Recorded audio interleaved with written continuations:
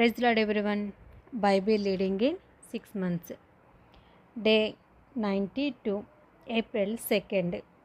రెండో భాగంగా కీర్తనల గ్రంథం 133వ అధ్యాయం నుండి చదువుకుందాం. మొదటిసారిగా మీరు ఎవరైనా ఛానల్ చూస్తుంటే కనుక ప్లీజ్ సబ్స్క్రైబ్ చేసుకునండి. మీకు తెలిసిన వారికి కూడా లింక్ షేర్ చేయండి. రెగ్యులర్గా వింటూ ఉన్నవాళ్ళు, చదువుతున్న వాళ్ళు మీరు ఏ బుక్ చదువుతున్నారో, ఏ చాప్టర్ చదువుతున్నారో కామెంట్ సెక్షన్లో నాకు తెలియచేయండి. కీర్తనల గ్రంథం 133వ అధ్యాయం నుండి చదువుకుందాం. సహోదరులు ఐక్యత కలిగి నివసించుట ఎంత మేలు, ఎంత మనోహరము! అది తల మీద పోయబడి అహరోను గడ్డము మీదుగా కారి అతని అంగీల అంచు వరకు దిగజారిన పరిమళ తైలము వలె ఉండును. సియోను కొండల మీదికి దిగివచ్చు హెర్మోను మంచు వలె ఉండును. ఆశీర్వాదమును శాశ్వత జీవమును అచ్చట ఉండవలని యెహోవా సెలవిచ్చి ఉన్నాడు. కీర్తన గ్రంథం 134వ అధ్యాయము. యెహోవా సేవకులారా, యెహోవా మందిరంలో రాత్రి నిలుచుండు వారలారా, మీరందరూ యెహోవాను సన్నుతించుడి. పరిశుద్ధ స్థలము వైపు మీ చేతులెత్తి యెహోవాను సన్నుతించుడి. భూమి ఆకాశంలో సృజించిన యెహోవా సియోనులో నుండి నిన్ను ఆశీర్వదించునుగాక. కీర్తన గ్రంథం 135వ అధ్యాయం. యెహోవాను స్తుతించుడి, యెహోవా నామమును స్తుతించుడి. యెహోవా సేవకులారా, యెహోవా మందిరంలో మన దేవుని మందిరపు ఆవరణములలో నిలుచుండు వారలారా, యెహోవాను స్తుతించుడి. యెహోవా దయాళుడు, యెహోవాను స్తుతించుడి. ఆయన నామమును కీర్తించుడి, అది మనోహరము. యెహోవా తన కొరకు యాకోబును ఏర్పరచుకొనెను, తనకు స్వకీయ ధనముగా ఇశ్రాయేలును ఏర్పరచుకొనెను. యెహోవా గొప్పవాడనియు మన ప్రభువు సమస్త దేవతల కంటే గొప్పవాడనియు నేను ఎరుగుదును. ఆకాశమందును భూమి అందును సముద్రముల ఎందును మహాసముద్రములన్నిటి ఎందును ఆయన తనకిష్టమైనదంతయు జరిగించేవాడు. భూదిగంతముల నుండి ఆవిరి లేవచేయవాడు ఆయనే. వాన కురియునట్లు మెరుపు పుట్టించువాడు ఆయనే. తన నిధులలో నుండి గాలిని ఆయన బయలు వెళ్ళచేయును. ఐగుప్తులో మనుషుల తొలిచూలులను పశువుల తొలిచూలులను ఆయన హతము చేసెను. ఐగుప్తు నీ మధ్యను ఫరో ఎదుటను అతని ఉద్యోగస్తుల ఎదుటను ఆయనే సూచక్రియలను మహత్కార్యములను జరిగించెను. అనేకులైన అన్యజనులను బలిష్ఠులైన రాజులను ఆయన హతము చేసినవాడు. అమ్మోనీల రాజైన ఓగును హతము చేసెను. కనాను రాజ్యములన్నిటినీ పాడు చేసెను. ఆయన వారి దేశమును స్వాస్యముగాను ఇశ్రాయేలైన తన ప్రజలకు స్వాస్యముగాను అప్పగించెను. యెహోవా నీ నామము నిత్యము నిలిచెను. యెహోవా నీ జ్ఞాపకార్థమైన నామము తరతరములుండును. యెహోవా తన ప్రజలకు న్యాయము తీర్చును. తన సేవకులను బట్టి ఆయన సంతాపము నొందును. అన్యజనుల విగ్రహములు వెండి బంగారువి, అవి మనుషుల చేతి పనులు. వాటికి నోరుండియు పలుకవు, కన్నులుండియు చూడవు, చెవులుండియు వినవు. వాటి నోళ్ళలో ఊపిరి లేశమైనా లేదు. వాటిని చేయువారును వాటి యందు నమ్మిక ఎంచువారందరూ వాటితో సమానులగుదురు. ఇశ్రాయేలు వంశీయులారా, యెహోవాను సన్నిధించుడి. అహరోను వంశీయులారా, యెహోవాను సన్నిధించుడి. లేవి వంశీయులారా, యెహోవాను సన్నిధించుడి.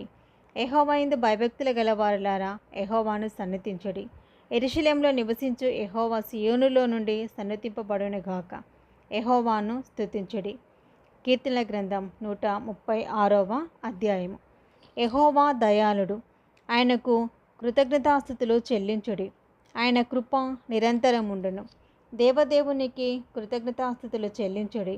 ఆయన కృప నిరంతరముండును. ప్రభులో ప్రభునకు కృతజ్ఞతాస్తుతులు చెల్లించుడి. ఆయన కృప నిరంతరముండును. ఆయన ఒక్కడే మహత్సరి కార్యములు చేయువాడు. ఆయన కృప నిరంతరముండును. తన జ్ఞానము చేత ఆయన ఆకాశమును కలుగజేసెను. ఆయన కృప నిరంతరముండును. ఆయన భూమిని నీళ్ళ మీద పరిచినవాడు. ఆయన కృప నిరంతరముండును. ఆయన గొప్ప జ్యోతులను నిర్మించినవాడు. ఆయన కృప నిరంతరముండును. పగటి నేలుటకు ఆయన సూర్యుని చేశాను. ఆయన కృప నిరంతరముండును. రాత్రి నేలుటకు ఆయన చంద్రుని నక్షత్రములను చేశాను. ఆయన కృప నిరంతరముండును. ఐగుప్తు దేశపు తొలిచూలులను ఆయన హతము చేశాను. ఆయన కృప నిరంతరముండును. వారి మధ్య నుండి ఇశ్రాయేలును ఆయన రప్పించెను. ఆయన కృప నిరంతరముండును. చేయి చాచి తన బాహుబలము చేత వారిని రప్పించెను. ఆయన కృప నిరంతరముండును. ఎర్ర సముద్రమును ఆయన పాయలుగా చీల్చెను. ఆయన కృప నిరంతరముండును. ఆయన ఇశ్రాయేలును దాని నడుమ దాటిపోజేసెను. ఆయన కృప నిరంతరముండును. ఫరోను అతని సైన్యమును ఎర్ర సముద్రంలో ఆయన ముంచివేశాను. ఆయన కృప నిరంతరం ఉండును. అరణ్య మార్గమును ఆయన తన ప్రజలను తోడుకొని వచ్చెను. ఆయన కృప నిరంతరం ఉండును. గొప్ప రాజులను ఆయన హతము చేశాను. ఆయన కృప నిరంతరం ఉండును. ప్రసిద్ధి నొందిన రాజులను ఆయన హతము చేశాను. ఆయన కృప నిరంతరం ఉండును. అమోరీల రాజైన సీహోనును ఆయన హతము చేశాను. ఆయన కృప నిరంతరం ఉండును. బాషాను రాజైన ఓగును ఆయన హతము చేశాను. ఆయన కృప నిరంతరం ఉండును. ఆయన వారి దేశమును మనకు స్వాస్యముగా అప్పగించెను. ఆయన కృప నిరంతరం ఉండును. తన సేవకుడైన ఇశ్రాయేలునకు దానిని స్వాస్యముగా అప్పగించెను. ఆయన కృప నిరంతరం ఉండును. మనము దీనదశలో ఉన్నప్పుడు ఆయన మనలను జ్ఞాపకం చేసుకొనెను. ఆయన కృప నిరంతరం ఉండును. మన శత్రువుల చేతుల నుండి మనలను విడిపించెను. ఆయన కృప నిరంతరం ఉండును. సమస్త జీవులకును ఆయన ఆహారం ఇచ్చుచున్నాడు. ఆయన కృప నిరంతరం ఉండును. ఆకాశమందుండు దేవునికి కృతజ్ఞతాస్తుతులు చెల్లించుడి. ఆయన కృప నిరంతరం ఉండును. కీర్తన గ్రంథం 137వ అధ్యాయము. బబులోను నదుల యొద్ద కూర్చుండి ఉన్నప్పుడు మనము సియోనును జ్ఞాపకం చేసుకొని ఏడ్చుచుంటిమి. వాటి మధ్యనున్న నిర్వంజి చెట్లకు మన సితారలు తగిలించితిమి. అచట మనలను చెరగొన్న వారు ఒక కీర్తన పాడుడి అనరి.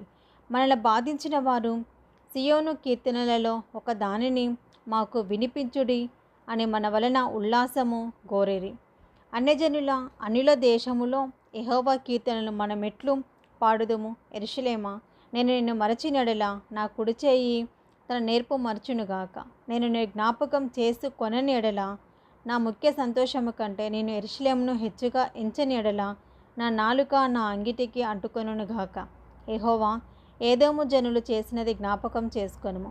యెరూషలేము పాడైన దినమున జ్ఞాపకమునకు తెచ్చుకొనుము. దానిని నాశనం చేయుడి, సమూల ధ్వంసము చేయుడి అని వారు చాటిరి కదా. పాడు చేయబడబోవు బబులోను కుమారి, నీవు మాకు చేసిన క్రియలను బట్టి నీకు ప్రతీకారం చేయవాడు ధన్యుడు.